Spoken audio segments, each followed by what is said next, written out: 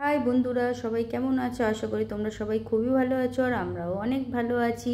আজকে আমি তোমাদের দেখাবো সিলভার কাপ মাছের পাতুরি। আর আমি কেন বলো তো এরকম বসে বসে ভিডিও করছি, নাহলে আবার ফোনটা হাতে নাও, স্ট্যান্ড থেকে খুলে নিজের মুখ দেখাও, সেই জন্য আমি এখানটায় বসে দেখালাম, যাতে না ফোনটা স্ট্যান্ড থেকে খুলতে হয়। এই দেখো, এই সিলভার কাপ মাছ নিয়ে নিয়েছি। এই মাছটার আমি আজকে পাতুরি করব।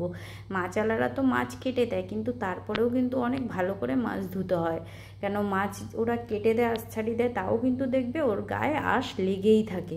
আমি ছুরি দিয়ে ভালো করে মাছটা চেঁচে চেঁচে যতটা পারি ভালো করে একদম সব আঁশ ধুয়ে পরিষ্কার করে মাছ আবার ধুয়ে নিই, ধুয়ে নুন হলুদ মাখিয়ে রেখে দিই, তারপরে আবার গরম জল দিয়ে ধুই। ঠিক এইভাবে যেইভাবে দেখাচ্ছি। দেখো, একটু জলটা বেশি হয়ে গেছে, আমি রগড়াতে পারছিলাম না বলে জলটা ফেলে আবার ভালো করে রগড়িয়ে নিচ্ছি। এরকম করে ধুয়ে আবার আমি ঠান্ডা জল দিয়ে দুবার ধুই। মাছটা ভালো করে ধুলে দেখবে তরকারিতে কোনো মাছের গন্ধ থাকে না। অনেক সময় মাছের তরকারি দেখবে খেয়ে আস্তে আস্তে গন্ধ লাগে, মাছটা ভালো করে না ধুলে কিন্তু মাছে আষ্টে গন্ধ থেকেই যায়। আমি কিন্তু অনেক জায়গায় খেয়ে দেখেছি, তাই বলছি। আমার মায়ের থেকে আমি শিখেছি। আমার মা ঠিক এইভাবেই মাছ ধোয়। আর মাছের পিসগুলো দেখো মিডিয়াম সাইজ আছে, আর দেখো চকচক করছে, পুরো সাদা হয়ে গেছে, এত সুন্দরভাবে মাছটা ধুয়েছি। দেখো পিসগুলো কিন্তু মিডিয়াম সাইজ, আবারও বলে দিলাম। এবার আমি হাতটা আবার ধুয়ে নিচ্ছি। এইভাবে হাত ধুয়ে ধুয়ে আমার ঠান্ডা লেগে যায়, 14 বার হাত ধুই আর নাইটিতে মুছি, নাইটিও ভিজে যায়। আর এই দেখো এতটা আমি নুন নিয়ে নিচ্ছি আর হলুদ নিয়ে নিচ্ছি। এবারে নুন আর হলুদটা মাছে ভালো করে মাখিয়ে রাখবো, যাতে মাছের ভেতরে পুরো নুন হলুদ ঢুকে যায়। আমার ম্যাক্সিমাম ভিডিও, তোমরা যখনই আমার ভিডিও দেখবে বেশিরভাগই দেখতে পাবে যে আমি কাশছি, হয় নয় টনসিল ফুলে গেছে, এই বারবার হাত ধোয়ার কারণে এই রকম হয়, আমার এত ঠান্ডা লাগে। আর ওইভাবে নুন হলুদ ভালো করে মাখিয়ে নিলাম। আর দেখো আমি আদা রসুন পেঁয়াজ নিয়ে নিয়েছি, এতটা আদা নিয়েছি। আর এখানে 10খানা আমি কাঁচা লঙ্কা নিয়েছি, রসুন নিয়েছি ঠিক এতটা, আর পেঁয়াজ। আমি কিন্তু এটা গোটা অবস্থায় দেখিয়ে দিচ্ছি যাতে তোমরা পরিমাণটা বুঝতে পারো। তারপরে আমি সব ভালো করে কেটে কুটে ছাড়িয়ে ধুয়ে নিয়েছি, তারপরে কিন্তু আমি পেস্টটা করেছি। ওইগুলো আর দেখাইনি, তাহলে কিন্তু অনেক লং ভিডিও হয়ে যাবে, শুধু সেই জন্যই। এইবার আমি মাছে মশলাটা মাখিয়ে নেবো, যেগুলো বেটে রেখেছি দিয়ে দিলাম। এবার আমি কাশ্মীরি লাল দিচ্ছি, তোমরা কিন্তু কাঁচা লঙ্কার বদলে গুঁড়ো লঙ্কাও দিতে পারো। আমরা কাঁচা লঙ্কাই বেশি খাই, অল্প গুঁড়ো লঙ্কা দিই, কাশ্মীরি লাল, যাতে কালারটা ভালো আসে। আর এখন আমি এর মধ্যে একটু গুঁড়ো ঝালের লঙ্কাটাও দিলাম, যেহেতু পাতুরি হবে সেই জন্য, নাহলে কিন্তু আমরা গুঁড়ো লঙ্কা খাই না বলতে গেলে চলে। মাংস টাংস হলে বা বিশেষ বিশেষ রান্নাতেই দিই। আর আমরা সাদা তেলেই রান্না করি, কিন্তু কখনো বিশেষ রান্না করলে তখনই আমরা সর্ষের তেল দিই। আবারও নুন দিয়ে দিলাম, যেমন আজকে পাতুরি হবে, এইসব একটু সর্ষের তেল দিলেই ভালো লাগে। সর্ষের তেলের গন্ধটা ঝাঁঝালো, সেই জন্যই। তাই আমি এই পাতুরি বা মাছের ঝাল বা মাংস ওইসব হলেই সর্ষের তেল ইউজ করি, নাহলে ডেলিতে আমরা কিন্তু সাদা তেল আর কাঁচা লঙ্কাই খাই, শুধু কাশ্মীরি লাল দিই। এইভাবে আমি সব মশলাপাতি, তেল মশলা, নুন হলুদ, বাটা লঙ্কার গুঁড়ো, হলুদ, সব দিয়ে মাছটাকে এইভাবে ঠিক ভালো করে মাখিয়ে নেব। তাহলে মাছের ভেতরে মশলা নুন হলুদ সব ভালোভাবে পারফেক্টভাবে একদম ঢুকে যাবে, সেই জন্যই।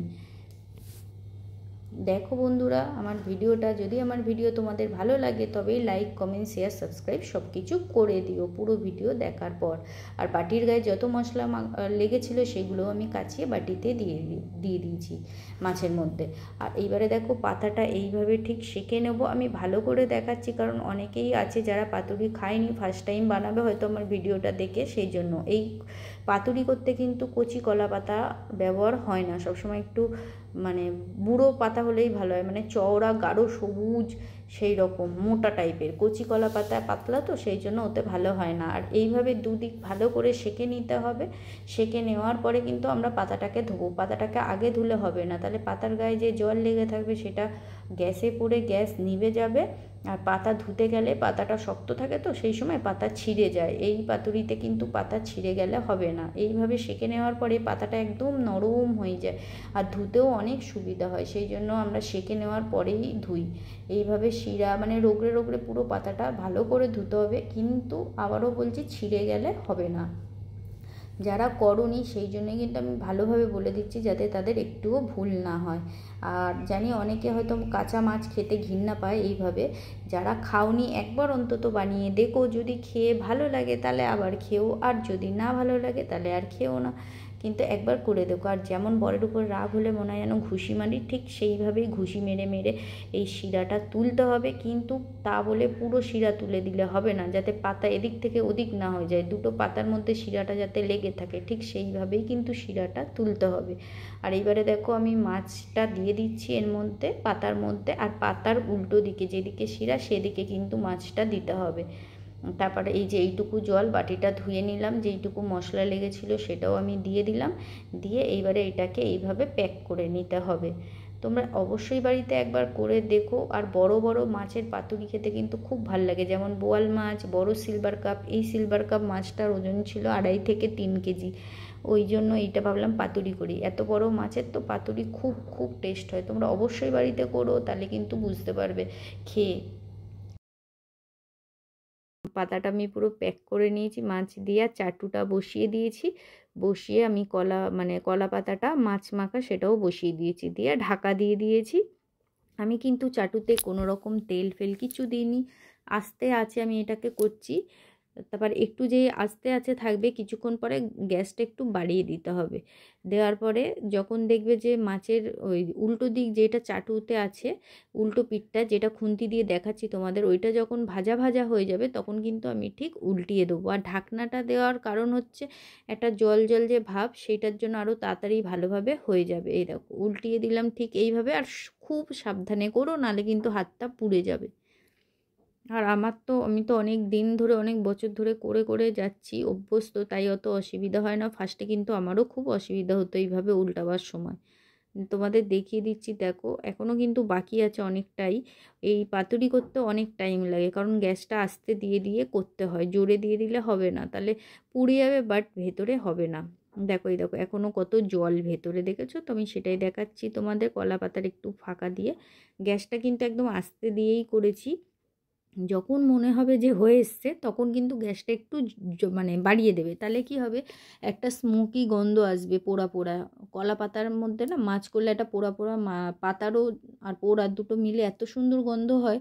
সেই জন্য একটুখানি যেই গ্যাসটা বাড়িয়ে দেবে তখন তোমরা ওই রকম পাবে গন্ধটা। আর এই দেখো এরকম ধোয়া উঠছে, তার মানে বুঝে যেতে হবে মাছটা হয়ে গেছে। গ্যাসটা অফ করে তাহলে আমি নামিয়ে নিচ্ছি।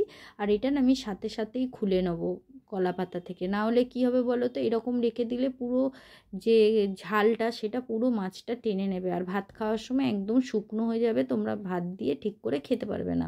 সেই জন্য যখনই বানাবে গরম থাকতে থাকতেই পুরোটা খুলে নেবে, তাহলে সব ঠিকঠাকই থাকবে, ঝালটা শুকিয়ে যাবে না। দেখো এইভাবে খুলে নিচ্ছি আমি এখন কলা পাতাটা।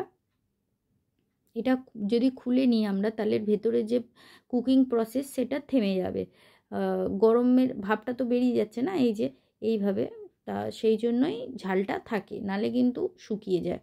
আর তোমরা চাইলে এতে কাঁচা লঙ্কার বদলে গুঁড়ো লঙ্কাও দিতে পারো, পেঁয়াজ কম বেশি দিতে পারো, আমি পেঁয়াজ বেশি দিয়েছি যাতে ঝালটা বেশি হয়, সেই জন্যই কিন্তু। আর এই দেখো খুবই গরম, দেখতেই পাচ্ছ ধোঁয়া উঠছে পুরো।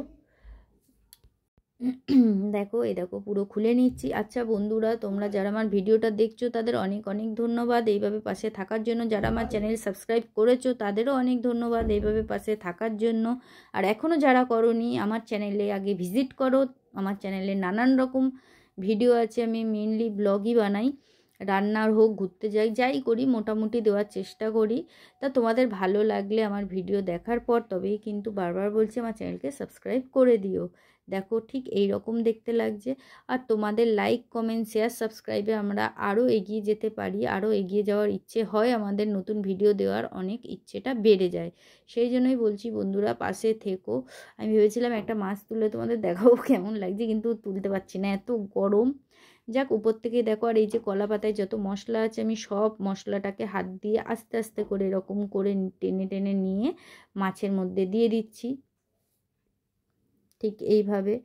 দেখো আমার পুরো কমপ্লিট হয়ে গেছে রান্নাটা, সব মশলা ফসলাও পাতায় যা যা ছিল কাচিয়ে নিয়ে নিয়েছি। আর তোমাদের ফাইনালি দেখিয়ে দিচ্ছি যে কেমন লাগছে পুরো শেষ পর্যন্ত, ঠিক এইরকম। আর খেতে কিন্তু অসাধারণ হয়েছিল, মানে হয়তো তোমরা বিশ্বাস করবে না, ভাববে আমার রান্না আমি ভিডিওর জন্য বলছি, কিন্তু সত্যিই বলছি খুব খুব ভালো হয়, একবার বাড়িতে অবশ্যই করবে।